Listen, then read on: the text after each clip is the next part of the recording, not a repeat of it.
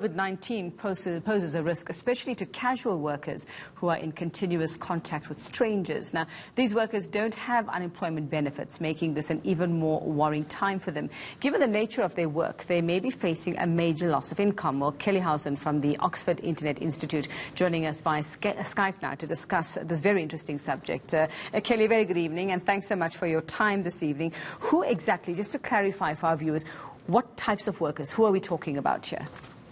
So we're talking about workers in the gig economy, and the gig economy is extremely diverse, but the workers who are particularly likely to be vulnerable and affected by the COVID-19 crisis include food delivery couriers, who might see greater demand for their services as people increasingly self-isolate.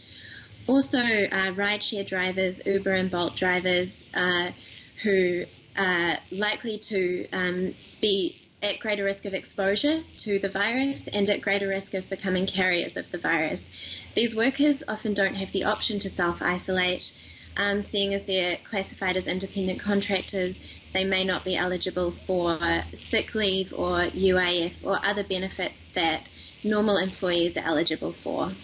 So what's the danger here? Because I'm seeing a two-pronged problem. One would be, yes, their protection, their treatment, what to do for them, and then the danger this poses to those who use their services.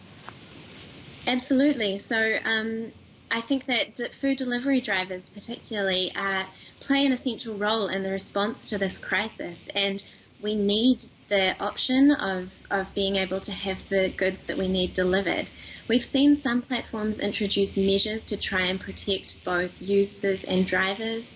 For instance, Uber Eats has introduced a contactless option where you can ask your food delivery driver to leave your food at the door. But there needs to be a more concerted response. We would really love to see platforms across the gig economy taking rapid action to protect both workers and users, workers who don't necessarily have the option of staying at home and who provide a crucial service during this crisis.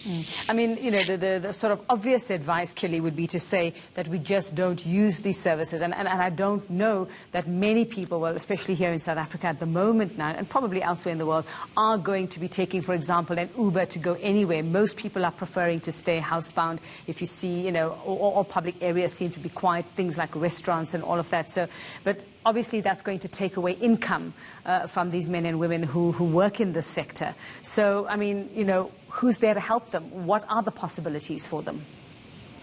Absolutely. I think this crisis really throws into sharp focus issues that have existed for a long time in the gig economy. We have a growing workforce who don't enjoy the benefits and protections that have been hard fought and won over many decades. So I hope that in the coming weeks and months and beyond, there is a greater regulatory response to better protect these workers. But we have to acknowledge that there are a lot of vulnerable people who rely on these services. So in the immediate term, we hope that platforms like Mr. D, like Uber Eats, will provide as much protection as they can for workers, sick pay if workers need to self-isolate, as well as the products and materials they need to ensure good hygiene and health and safety.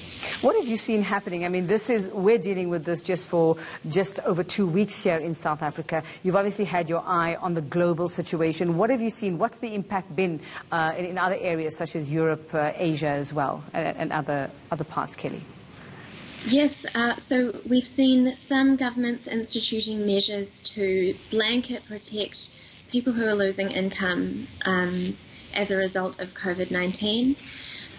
We've seen in some places sick patients use Uber to get to hospital, thus putting their Uber driver at risk. Governments are having to make a lot of decisions about a lot of things at the moment, but we hope that precarious and casual workers are considered in those decision-making processes in the coming weeks and months. Well, I suppose, you know, those, and a lot of people, as you know, online shopping has sort of increased in this time, and those are the drivers, or those delivery people are the ones who probably will be kept busy. So maybe one option would be to absorb these drivers into that sphere. Yes, absolutely.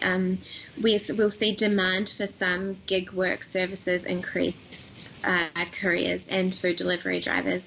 And we'll also see some decrease, for example, domestic workers, care workers, and I think that we need responsive and sensitive measures to deal with both of those contingencies across the diverse gig economy.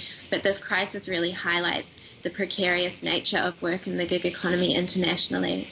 All right, well, I think this is something we have to learn to navigate. It's new to, I think, almost all of us around the globe, and it's going to take a couple of weeks for us to figure out what we're going to do. I think for everyone, whether it's having your children at home or whether you are a gig driver, what do you do with yourself in this time?